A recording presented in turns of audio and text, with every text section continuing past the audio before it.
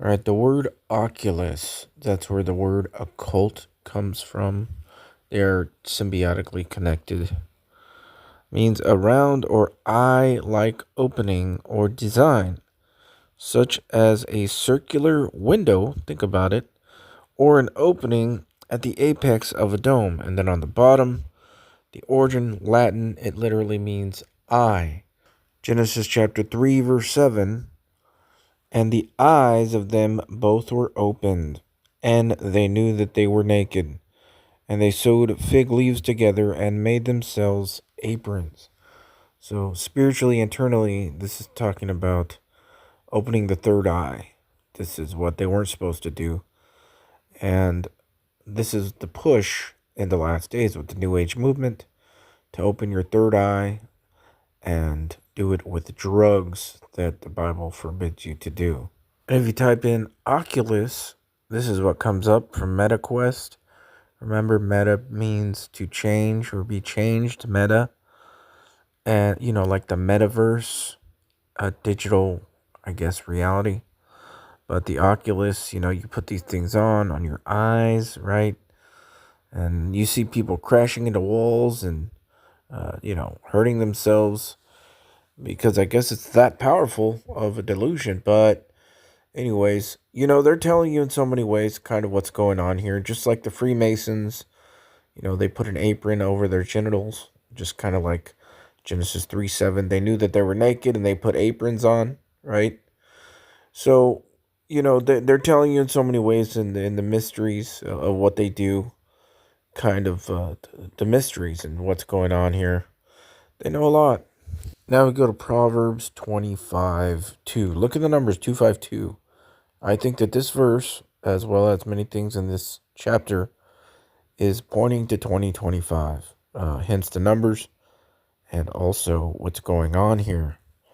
It says, "It is the glory of God to conceal a thing, but the honor of kings is to search out a matter."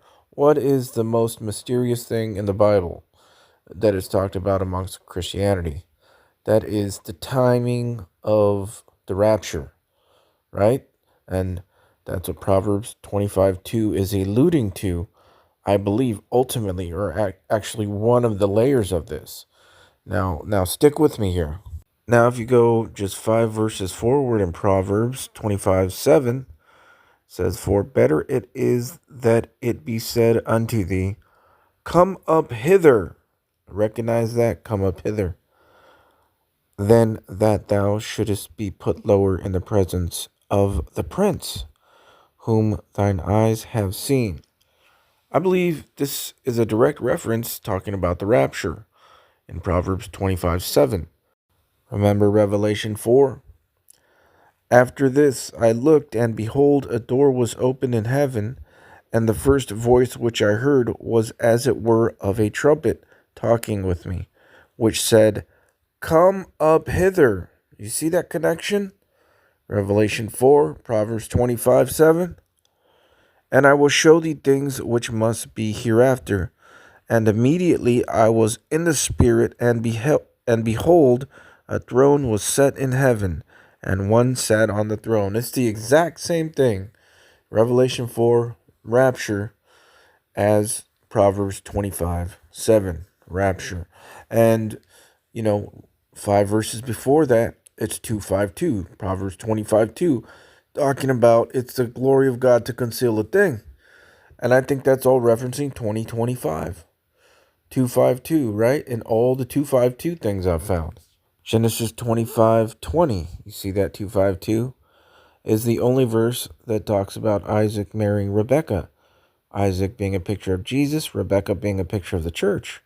And Isaac was 40 years old, that's symbolic of 40 jubilees from Jesus, when he took Rebekah to wife, that's the church, the daughter of Bethuel, the Syrian, of Padan Aram, the sister of Laban the Syrian. 25:20 is literally 2025 backwards.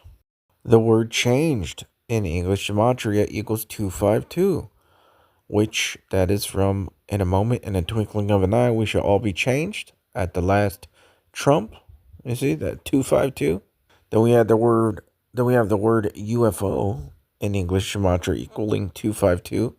And that's incredible because we know that this whole UFO thing has to do most likely with the rapture. They might say that UFOs took us, right? They're definitely going to use the UFO things. And it's 252.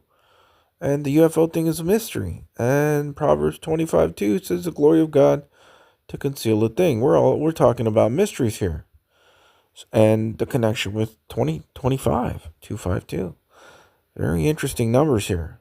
Another something I've found is the word rapture year equals 888, and the word Donald J. Trump equals 888, both in English Gematria. This is amazing because we know that we are changed at the last Trump, not after the last Trump, at the last Trump. And Revelation 4 talks about a voice talking with him as a trump or a trumpet.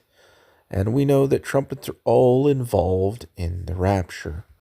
Now, this one is really amazing to me. Nebuchadnezzar equals 888, just like Donald J. Trump equals 888, both in English Gematria.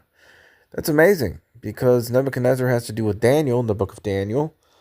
And what was Daniel talking all about and prophesying? The Antichrist. And what was the value of Daniel's name? 45 in simple gematria, which is 20 plus 25. And 45 times 45 is 2025. And of course, the two famous raptures, there are others, but the two biggest ones are Enoch and Elijah.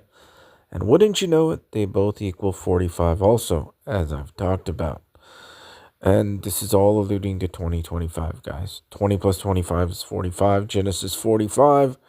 There's a great deliverance, and they go up to the Father's house and sup with him. It's all about 2025, guys. All of it. It's here. We're here. This is the year of the Antichrist. This is the year of the rapture. And I can't stress it enough. We're here. And of course, if you break Donald Trump's name down in English Gematria, it's 726, as I've shown before. And 726 is Harpazo in the Strong's Concordance, which is the rapture. And 20 times 25 is 500. And 500 in the Strong's Concordance, as you can see, is Antichrist. This is the year. This is the beginning of the end and the rapture. The Antichrist. All of it. This is it.